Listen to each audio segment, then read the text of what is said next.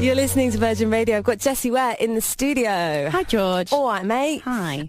So let's start. Okay, Pep. And we've got a lot to catch up on. But let's start with these shows that you just did. So you just did your kind of your first 4 new album, Jessie Ware shows in London. Yeah. And it looked like they went amazingly well. Tell me about them. Yeah, they kind of got better and better. I think it's my first time back after having a baby, after having 2 years out, playing new music, and I had to find my feet a bit, but like people were amazing. The crowds were amazing every night, but I think I just kind of found my feet even more by like the Thursday and Friday. But it was amazing. It was fun. I could have gone on. I would have quite liked like a month-long residency there. It was a great venue. You should start doing like an Elton, Celine in Las Vegas kind of thing. I'm trying. Just take over the O2 for 21 nights. Or cruise ships. I'd be quite up for that too. Yeah. Did you find going in to make this album, because you'd kind of essentially embarked on what is, I would imagine, a bigger and scarier adventure of having a kid. Did you find... You know what? Nothing's as scary as... No, I'm joking. Yeah. No, a kid, yes, it was... Sorry, finish your question. I'm sorry. I was just going to say, did you feel like actually you could throw off any pressures going into making this album that you might have had, because you're like, well, I've just had a baby, so therefore I'm amazing and I think can do anything. I think it definitely put stuff into perspective, and I think it definitely didn't allow me to stew over things that maybe previously I would have, because I just don't have time or the headspace, because like she's the biggest focus, but it actually made me far more productive when I was working on my material, because I gave myself a real cut-off point each day when I was in the studio, because I didn't want to deny myself or my little girl of being together for bath time, food time and bedtime, because I think it's so important. And so I'd be away from her for, maybe 4 to 5 hours a day, and I'd be like, right, so we're here for this time, so let's write something, let's try and do it properly. And actually I think it really helped everybody else in the studio too. I know Star Smith, one of the producers on my record, he was like, I love this, I finish at like 2:30 and I go home and I do more work. It's brilliant. So I think it was great for everybody, but it allowed me to not worry so much, and I'm a massive worrier because I just had something else that's bigger to worry about. Yeah. And how did you pick the people that you were working with on this one? I was writing quite solidly for 2 years, and with old friends, old collaborators that I knew worked, like David Kumu, Kid Harpoon, Benny Blanco, of course, and Ed Sheeran. I luckily managed to get another one out of him, which was perfect. Yeah. But then I did work with some new people, and it kind of was through suggestions, which I'm pretty open to doing. I trust the people that I work with, and if they go, well, I think you'd really like this person. I mean, don't get me wrong, there's been some absolute duds. Dud of sessions, not dud of people, but like dud sessions. Yeah, worked. And it's like chemistry. Yeah. But there were some really brilliant kind of blind dates, such as Star Smith and James Newman, who, not going to lie, I was like, they're a bit pop, aren't they? Like I'm the indie queen, yeah, right. And we just had the biggest fun, and it was amazing, and I adore them. And we kept on writing together. There were new people like Bastian and Kia Victoria and Jordan, who were involved in the making of Midnight, and that was a pleasure, and I still want Kia to go and get a record deal. She's absolutely incredible, and I just think it's been really positive. I'm trying to think, with Kid Harpoon, who I've worked with, I did songs like Wildest Moments with him. He was like, you got to work with this girl called Sarah Aarons, who basically is like Daria. She's like the Australian version, and she's just like really got so much attitude, but in the best way possible. And she's really young, and she'd moved over to LA, and she'd done that Zed song with what's her name, that really good Cara. Yes. Yeah. So she'd done the top line for that, and I was like, it's really good, that all you gotta do is stay a minute. And she just, but it's really funny when you hear people, the songs they've written, it's kind of gross. You go by the CV of like what songs they've done, and like that's not necessarily a song that I would do, but I love the hook. And we got in there, and she's like talking about Amy Winehouse, and she just wants to like do Amy Winehouse, and I was like, oh my god, okay, cool. So we just kind of got on immediately, and she just kept on saying I was doing things really wackly, which I kind of appreciated sometimes. It was just good, and she was fresh and young, and she didn't seem like she'd been around the block like a lot of, sometimes when you're a pop writer and you're a songwriter and you're going in these rooms each day, it's like you kind of forget about and I lost myself a bit in that year. That you kind of forget about like actually just kind of trying to be creative and not overthink what you think the radio wants and stuff like that. So it was great for like fresh young blood. Yeah. Because then you look at a track like Midnight, which is a bit different for you. It's the first taster of this new record, Glass House. It is different for you, but it's still getting played on the radio, babes. Yeah, I know. Look, so it does. Yeah, it doesn't always have to be. I've got to write this first chorus, hook. Totally. You know, I've said this before, but I think I was writing with these amazing pop writers, but not necessarily giving enough of myself, which I think is really essential. And that's when like magic can happen, where you write with a person who knows that amazing kind of formula of how it works, or it's not even that Swedish how they do it, but like I think I was losing myself, and I think it was like this fear of not knowing like who I was and what I wanted to do. And then, you know, Midnight turns up and it's just kind of, you know, it was really down to the way that Kia delivered that vocal on like the demo with me. Like I wouldn't have had the guts to have sung that like that. And so big yeah. and like and free, and I'm still learning how to be that free, but like at least it's so fun singing that live. Yeah. I mean, the first bit's always a bit touch and go whether I'm going to get the high note, but yeah. Kind of high. Yeah, pretty. Yeah. Bet you nailed it though. Ish. A lot of reverb, it kind of like sorts itself out. By the fourth night. Yeah, it was fine by the fourth night, yeah. Well, let's hear it. This is Midnight, and we'll talk more with Jessie Ware after this.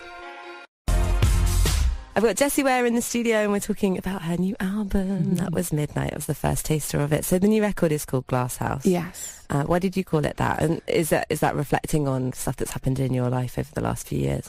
So a mutual friend of ours, Sarah, actually helped me come up with the title. She's my best mate, and she is the subject of Wildest Moments. She is my wildest moment, and I adore her. And luckily we haven't been throwing cake in each other's faces for a while, and we're just brilliant.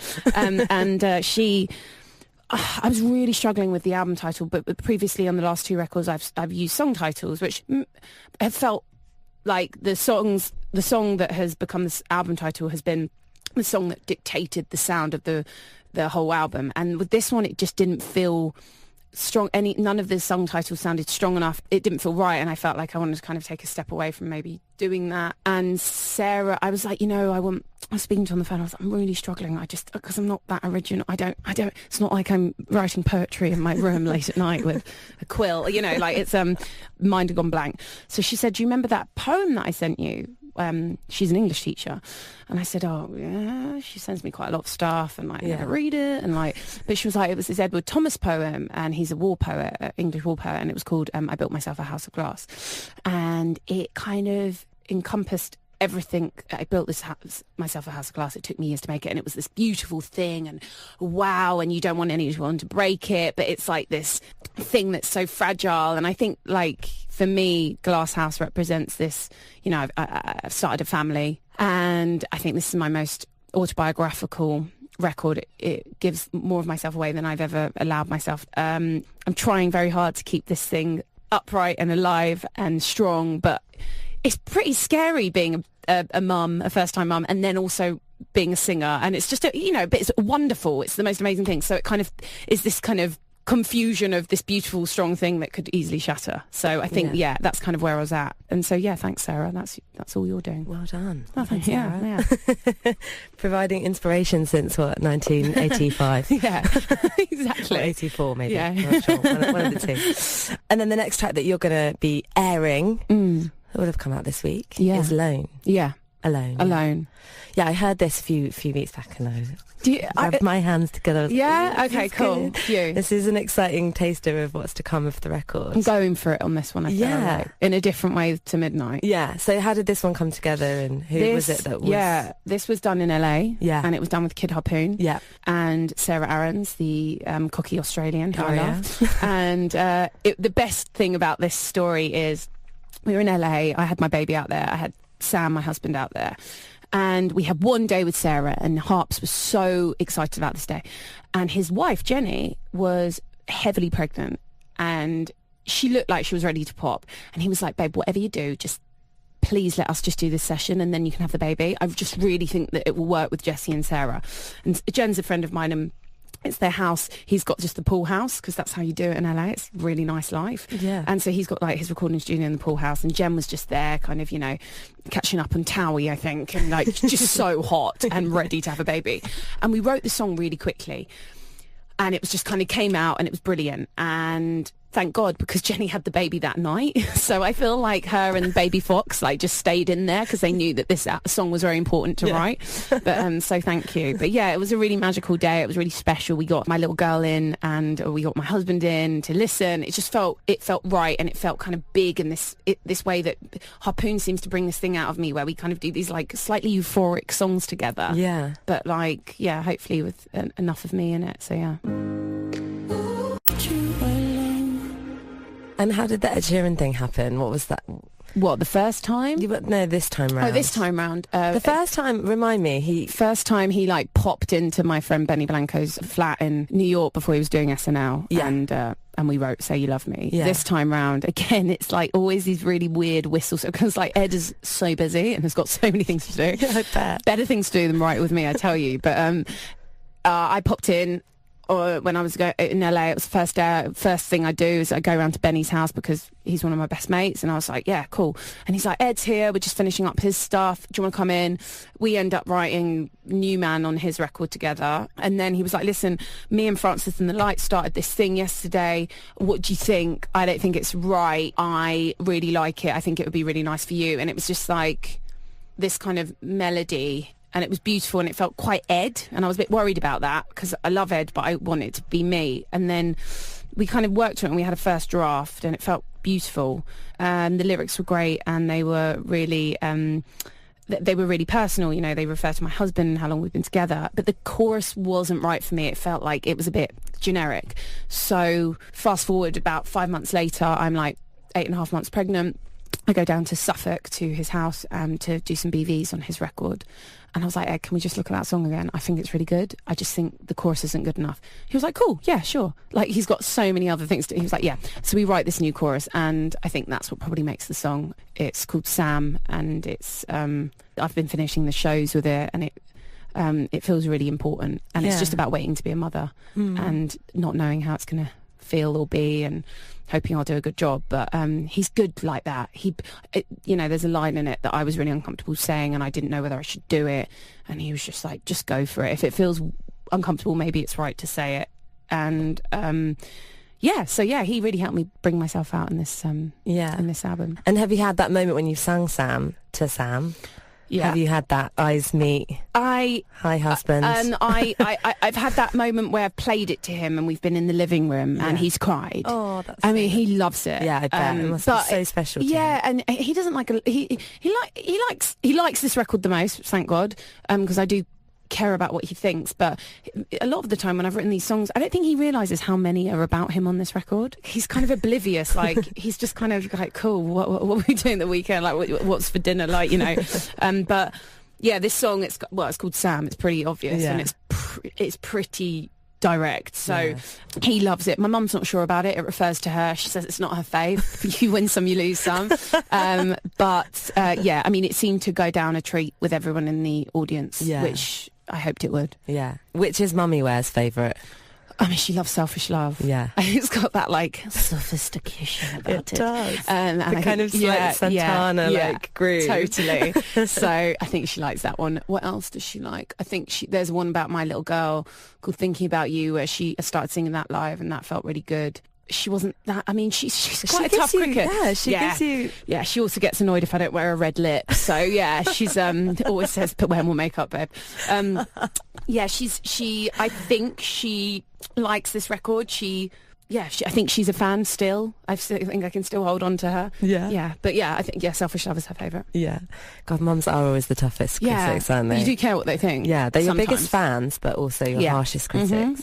Well, Jessie, I'm really looking forward to hearing the rest of the album. Thanks, babe. What's coming up over the next 6 months? Are you basically heading out on tour? And we're about to announce one. I don't think I'm allowed to say yet, but you're going to be out there. It will be more next year, to be honest. Yeah. I feel like this year is full of kind of promotion and all that jazz. We'll go to America, do some shows in Europe, and then next year we'll be full on touring. I hope. It's the best thing about it. It was so good playing in front of people and like having chats with my funny crowd. Who they're good fun. My audience. What do they do? What kind they're of quite stuff do they fabulous. do? Yeah, they're fabulous. They definitely were raucous on Friday. I think doing a Friday gig's the best because they just get so drunk. Yeah. And then they just they heckle you, but in a lovely way. Yeah, so exactly. They heckle you with love. Exactly. But no, it was. They're really great. They're very attractive too, which is always lovely when you're looking out. You know what I mean? Looking out, seeing a bunch of gorgeous people. Yeah. And they do things for you as well, don't they? They like draw pictures of you and send you. Yeah, I mean they're definitely like less on it because they're Brits, I guess. Like they're less on it here, but like when I go to America, they're mental. Like they give you like, was it in America where I got a Russell Crowe gladiator miniature because they knew that me and Russell like know each other, and he was holding a flower. It was things like that. Really jokes. Actually, casting my mind back, wasn't it a fan in Eastern Europe that gave you a pack of penis straws? Yeah. Oh no, that was Seattle. But glow in the dark penis straws. Didn't I bring them to Glastonbury and we used them? Yeah. You're like, I've just got these from a fan. Yeah. So nice to see you. You too, Beb. Yeah. Good luck with all this whole album shebang. Thanks, my love. Catch up soon. Yeah. Virgin Radio.